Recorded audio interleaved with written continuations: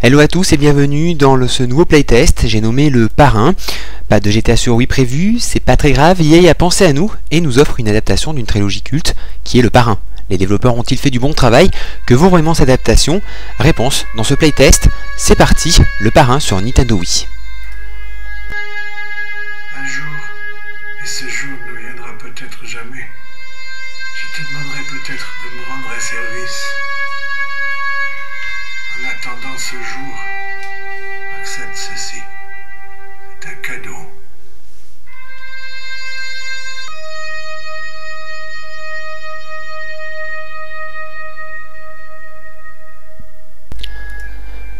Fan de GTA et surtout du Parrain, la Wii a le plaisir d'accueillir l'adaptation de la trilogie avec une petite surprise vidéoludique. Il y a des développeurs du soft entrent dans un domaine pas totalement maîtrisé qui est le genre GTA-like. Résultat, des petits soucis de caméra, quelques bugs mais qui s'oublient au vu de la diversité du jeu. En effet, le scénario du soft qui suit l'histoire du film avec méthode mais sans que le joueur puisse changer le cours de l'histoire. Dommage. On s'occupera de lui ce soir quand même. Bien.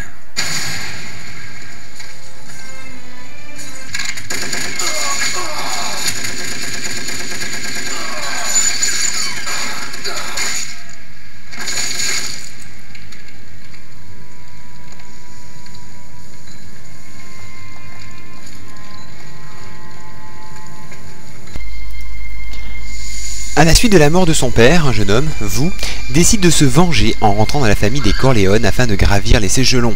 Ainsi, vous allez devoir éliminer les gangs rivaux et remplir des missions afin de devenir le maître de la ville de New York. Avant de vous mettre au boulot, vous allez devoir créer votre personnage de A à Z grâce à l'éditeur de personnages. Pour cela, vous avez la possibilité de façon presque illimitée de modifier sa coupe de cheveux, les sourcils, la forme du visage, etc. etc.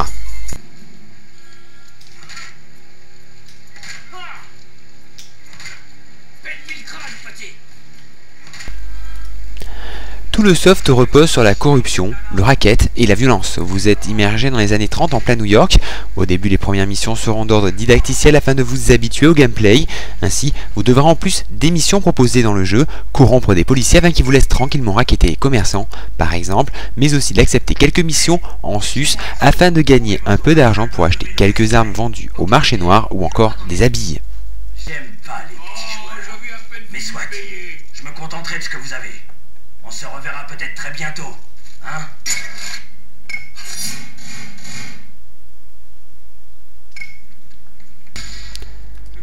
Pour vous déplacer dans New York, vous avez la grande liberté de prendre possession des voitures que vous désirez comme un GTA. La jouabilité est globalement bonne et intuitive. La carrosserie se déforme en fonction des chocs et les voitures peuvent même exploser. Vous avez la possibilité d'écraser les gens, mais attention aux policiers qui vous suivent de près. Une carte est aussi disponible afin de vous retrouver avec tous les détails comme par exemple les clans, votre repère, les endroits stratégiques que vous devez rejoindre pour des missions et bien d'autres. Adaptation oblige, nous retrouvons les personnages de la trilogie, les scènes mythiques ainsi que les 5 grandes familles, Corleone, Tattaglia, Stracci, Cuneo et Barzini. Le soft suit l'histoire du Parrain avec plein de missions complémentaires afin de rallonger la durée de vie du soft qui se situe autour d'une quarantaine d'heures. Le jeu propose tout de même 3 fins différentes. Revenons aux raquettes des commerçants. Au début, il n'y a pas trop de difficultés pour les racketter, mais au plus le jeu avance, au plus la difficulté se fait sentir. En effet, chaque commerçant est extorqué par une famille avec des rivaux devant chaque boutique plus ou moins nombreux.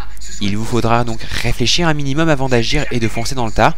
Pour que le commerçant cède, il vous faudra lui montrer que vous êtes plus fort que lui. Pour cela, vous devrez d'abord le menacer puis passer au coup.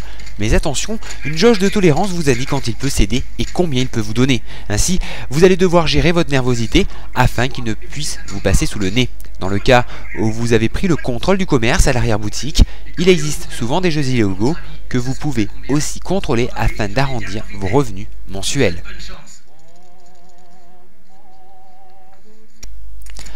Après chaque mission, vous gagnez donc des points et du respect. Ainsi, vous avez la possibilité de les utiliser pour améliorer les caractéristiques de votre perso, comme être plus rapide, plus convaincant, plus résistant, etc. etc.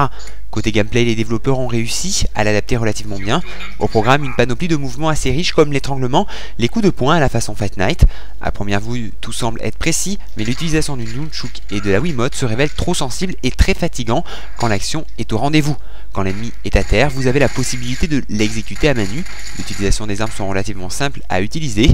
D'ailleurs, vous avez la possibilité de les acheter, de les prendre aux ennemis morts et vous permettre d'avoir un certain choix en fonction de certaines situations, comme par exemple le fusil à pompe, le magnum, batte de baseball, etc. etc.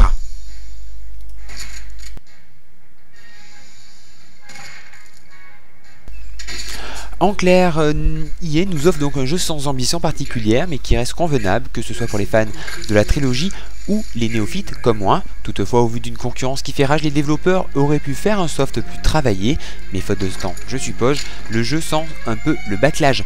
On apprécie aussi la bande sonore de très haute qualité avec la musique et surtout les voix en français, assez rare pour un jeu aussi long en termes de durée de vie.